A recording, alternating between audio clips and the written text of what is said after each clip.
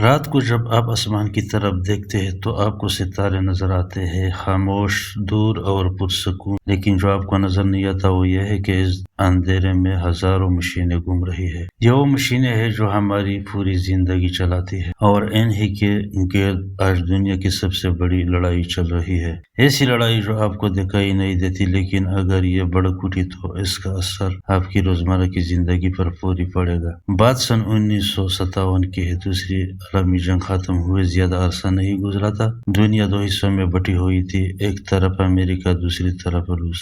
دونوں ایک دوسرے سے ڈرتے تھے، دونوں ایک دوسرے سے آگے نکلنا چاہتے تھے۔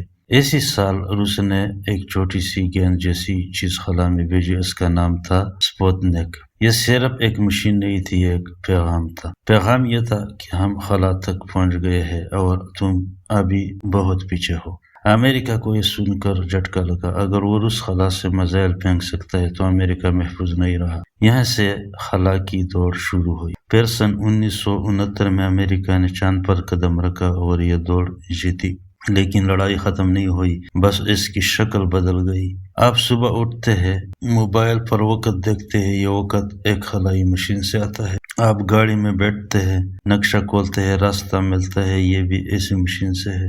آپ بینک سے پیسے بھیجتے ہیں، وہ لین دین بھی انہیں مشینوں کے ذریعے ہوتا ہے۔ موسم کی خبر، ہوائی جہاز کا راستہ، سمندر میں جہاز کا سفر، سب کچھ خلا میں گھومنے والی ان مشینوں سے جڑا ہے۔ ابھی زمین کے گرد 9,000 سے زیادہ ایسی مشینیں موجود ہیں۔ اگر کوئی دشمن انہیں تباہ کر دے یا بند کر دے تو کیا ہوگا؟ موبائل بند، انٹرنیٹ ختم، بینک کا کام کرنا چھوڑ دے، فوج کا اپنے فوجیوں سے رابطہ ٹوٹ جائے، ہوائی جہاز راستہ بھول جائے، بندرگاہیں رک، یعنی بغیر گولی چلائے پورے ایک قوم کو گھٹنے ٹیکنے پر مجبور کیا جا سکتا۔ یہی وجہ ہے کہ یہ مشینیں آج تیل اور ایٹم بم سے بھی زیادہ اہم ہو گئی۔ امریکہ نے سن 2019 میں خلا کی الگ فوج بنائی۔ یہ دنیا کی پہلی باقاعدہ خلائی فوج ہے۔ اس کا کام صرف یہ ہے کہ اپنی مشینوں کو محفوظ رکھے اور دشمن کی مشینوں پر نظر رکھے، اور ضرورت پڑے تو انہیں ناکارہ بنا دے۔ امریکہ ہر سال خلائی دفاع پر کروڑوں روپے خرچ کرتا ہے۔ چین نے پچھلے 20 سالوں میں خلا میں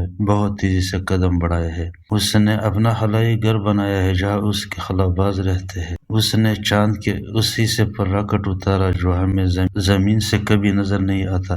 یہ کام پہلے کبھی کسی نے نہیں کیا تھا۔ اور سب سے اہم بات، سن 2007 میں چین نے اپنی ایک پرانے خلائی اسٹیشن کو میزائل سے مار کر تباہ کر دیا۔ یہ ایک تجربہ تھا۔ پیغام یہ تھا کہ ہم چاہے تو کسی کا بھی خلائی اسٹیشن مار سکتے ہیں۔ روس کے پاس ایسے میزائل ہیں جو خلا میں مار سکتے ہیں۔ سن 2021 میں روس نے اپنا ہی ایک پرانا خلائی اسٹیشن میزائل سے اڑا دیا۔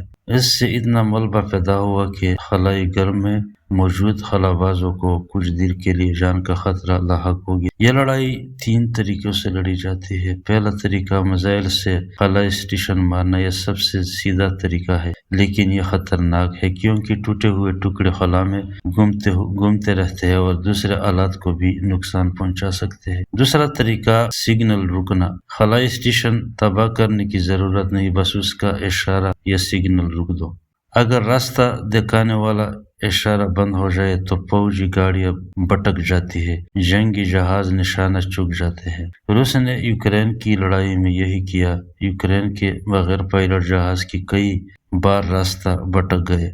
تیسرا طریقہ خفیہ حملہ۔ کمپیوٹر ماہرین خلائی اسٹیشن کے نظام میں گھس کر اسے اپنے قبضے میں لے سکتے ہیں۔ وہ اس کا رخ بدل سکتے ہیں، اسے بند کر سکتے ہیں یا اس سے غلط خبریں بھیج سکتے ہیں۔ یہ حملہ خاموش ہوتا ہے اور اکثر پتہ بھی نہیں چلتا کہ کس نے کیا۔ یہ لڑائی صرف بڑی طاقتوں کے درمیان نہیں ہے۔ پاکستان، بھارت، ایران اور شمالی کوریا یہ سب بھی خلائی طاقت حاصل کرنے میں لگے ہیں۔ بھارت نے سن 2019 میں اپنا خلائی اسٹیشن میزائل سے مار کر ثابت کیا کہ وہ بھی کر سکتا ہے۔ پاکستان نے بھی اپنے خلائی اسٹیشن اوپر بھیجے ہیں، لیکن حقیقت یہ ہے کہ چھوٹے ملک اس دوڑ میں بہت پیچھے ہیں۔ اگر کل بڑی طاقتوں کے درمیان خلائی لڑائی لڑی گئی تو چھوٹے ملکوں کے اسٹیشن بھی اس آگ میں جل سکتے ہیں۔ اور وہ کچھ نہیں کر پائیں گے۔ جب خلائی اسٹیشن تباہ ہوتا ہے تو ہزاروں چھوٹے چھوٹے ٹکڑے میں بٹ جاتا ہے۔ یہ ٹکڑے بہت تیز رفتار سے خلا میں گھومتے رہتے ہیں۔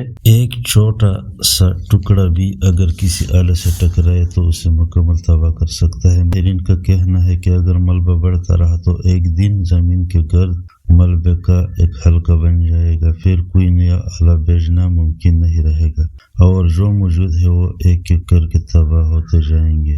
یہ وہ صورتحال ہے جہاں سے واپسی نہیں ہوتی۔ سن 1967 میں دنیا کے ملکوں نے ایک معاہدہ کیا تھا۔ اس میں لکھا تھا کہ خلا کسی ایک ملک کی ملکیت نہیں، وہاں تباہ ہتھیار نہیں رکھے جا سکتے۔ لیکن یہ معاہدہ بہت پرانا ہے، اس وقت خفیہ کمپیوٹر حملوں کا تصور نہیں تھا، یعنی اس قانون میں بڑے بڑے سوراخ ہیں جن سے ملک آسانی سے نکل جاتے ہیں۔ کوئی ایسی طاقت نہیں جو انہیں روکے۔ خلا ہمیشہ سے انسان کا خواب رہا ہے، ستاروں تک پہنچنا، نئی دنیاؤں کو دیکھنا، یہ وہ خواب ہے جو نسلوں سے چلا آ رہا ہے۔ لیکن آج وہی خلا ایک خطرناک لڑائی کا میدان بن چکا ہے۔ جو لڑائی وہاں لڑی جائے گی اس کا سب سے زیادہ نقصان یہاں زمین پر ہوگا، عام لوگوں کو، آپ کو، مجھے۔ سوال یہ ہے کہ کیا ہم وقت سے پہلے سنبھل سکتے ہیں؟ دنیا کے ملک مل کر کوئی نیا عہد کریں گے یا پھر ایک دن وہ آگ بڑھے گی جو سب کچھ جلا دے؟ یہ کہانی ابھی ختم نہیں ہوئی، یہ ابھی لکھی جا رہی ہے۔